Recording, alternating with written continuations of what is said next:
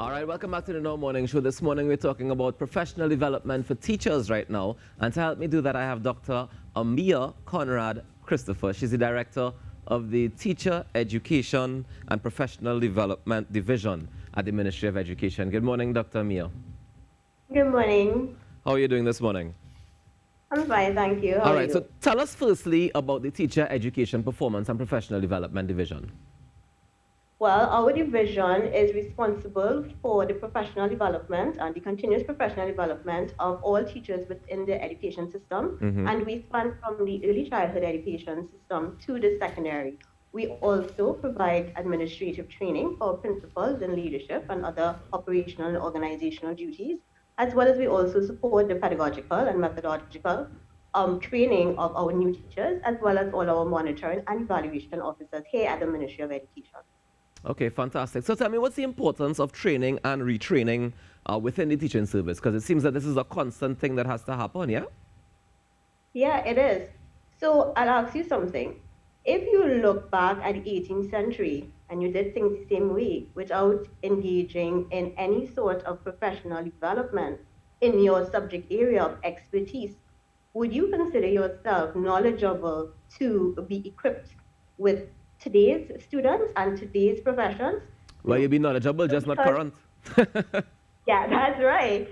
So you'll be there, but you have to continuously equip yourself because the students we have today are very different. And as we tell our teachers continuously, we are preparing students for jobs that haven't been invented yet. Right. And therefore, it is very, very important that we continue to develop our skills in how we teach and also in what we teach. And these services are available to all teachers, I assume? All teachers. These services are available to ACCE teachers, to primary teachers, and to secondary teachers. Both Trinidad and Tobago, I must add. Fantastic. Now, I imagine that with professional development as a continuous thing, like you said, and you also mentioned, you know, you're creating you're molding these students for jobs that don't exist yet. How do you even go about doing that in this age? Because, you know, you can't teach them to use computers. They come knowing how to do that already.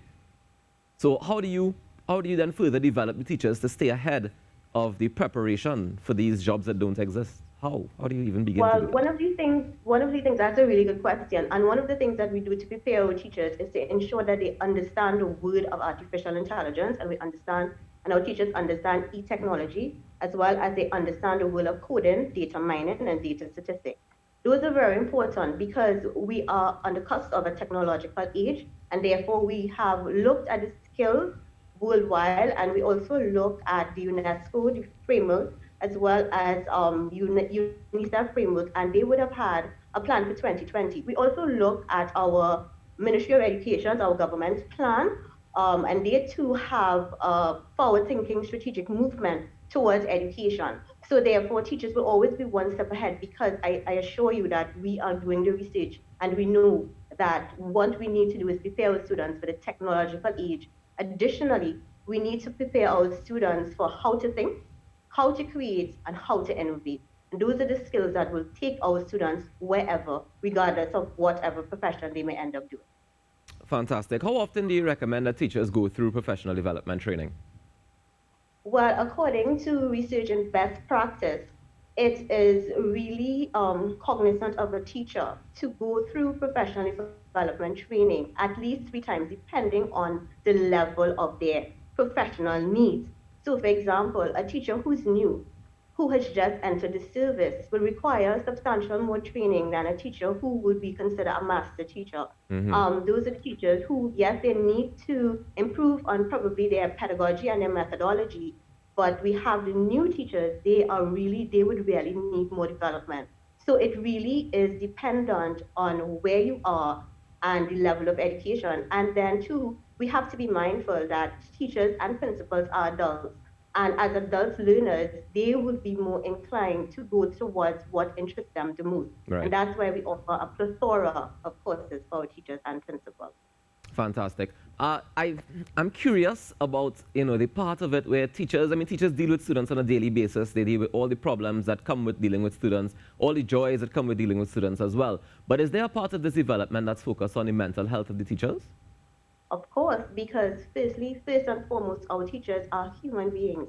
And we also look at developing their resilience towards some challenging behaviors that they may find in the classroom environment.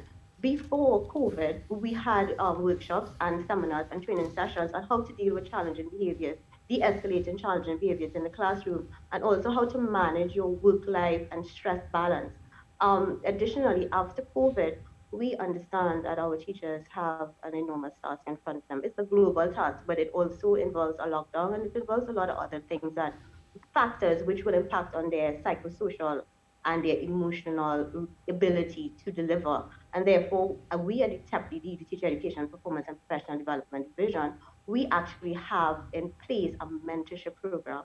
And the mentorship program is geared towards supporting our teachers, not only in terms of pedagogy and methodology, but we also take into account their mental health needs. Fantastic. Well, I'm really happy to hear that. I want to thank you very much for joining me this morning, Dr. Amia Conrad, Christopher, Director of the Teacher Education Performance and Professional Development Division.